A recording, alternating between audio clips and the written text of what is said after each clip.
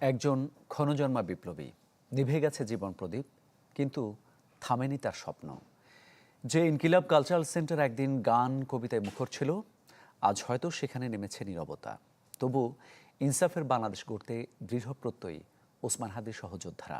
আরও জানাচ্ছেন মুহাজির হক। কবরটা হবে কোনখানে, কে পড়াবে জানাজা আমারই পেলে মা এ কথাই বলে। এই তো কদিন আগেই নিজের লেখা কবিতা পড়ে সবাইকে শোনাচ্ছিলেন শহীদ শরীফ ওসমান হাদি। খোদে যা মায়ের খবর দিস। তার গড়ে তোলা ইনকিলাব কালচারাল সেন্টারে এমন আয়োজন ছিল নিত্যদিনের, কখনো গান, কখনো কবিতা, কখনো দেশ, রাজনীতি, ইতিহাস আর ঐতিহ্য নিয়ে আলোচনা। প্রায় সব আয়োজনেই ঘুরে ফিরে আসতো নতুন বাংলাদেশের গল্প। আজ সেই প্রাণবন্ত ইনকিলাব কালচারাল সেন্টার নিস্তব্ধ। গেল 12 ডিসেম্বরের পর থেকে থমকে আছে সবকিছু। যে ভাড়া বাসায় পরিচালিত হতো ভিন্ন ধারার এই প্ল্যাটফর্ম, সেই বাসার নিরাপত্তা কর্মীর চোখেও হাদি ছিলেন এক বিস্ময়। আমরা দুইজন এখানে অনেক সময় বসে চা খাইছি, উনি অনেক গল্প করছে। উনি আমাকে কোনো সময় সিকিউরিটি হিসেবে মনে করেনি, আঙ্কেল সবসময় আঙ্কেল করে বলছে। RICL TMX, যুগের পর যুগ স্থাপনা থাকে মজবুত।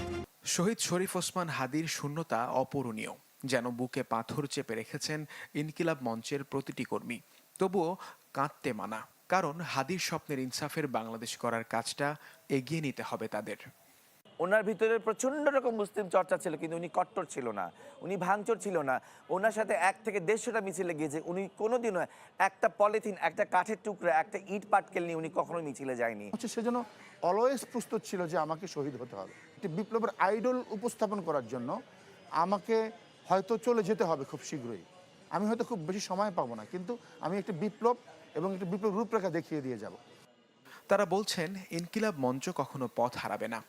হাদি তার যাপিত জীবনে রেখে গেছেন বহু বিকল্প পথ ও দিক নির্দেশনা। তিনি তার পরবর্তী নেতৃত্বের বিষয়গুলো কিন্তু চিন্তা করে গিয়েছেন, এবং আপনি বিস্মিত হবেন, হয়তো তাদেরকে আপনি দেখলে বাচ্চা পোলাপান মনে হবে, কিন্তু আপনি তাদের সাথে কথা বলে দেখেন, অবশ্যই দেখবেন যে তাদের ভিতর যে বিপ্লবের বারুদ আছে।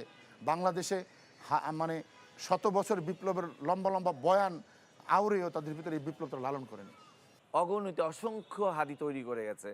আমি সেলুট জানাই, আমি জাবেরকে সেলুট জানাই, আমি ভালোবাসা জানাই, স্নেহ জানাই, এবং সেই সাথে আমি জাবেরকে রেসপেক্ট করি। আমার কাছে মনে হলো যেন শরীফ ওসমান হাদি শাওয়ার হয়েছে জাবেরের ভিতরে।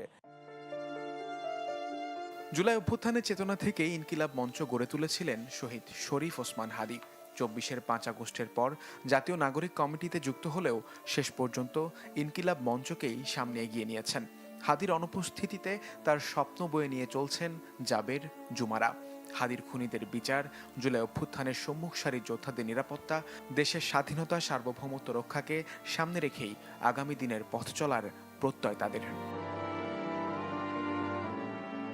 মুহাজির হক, চ্যানেল 24, ঢাকা।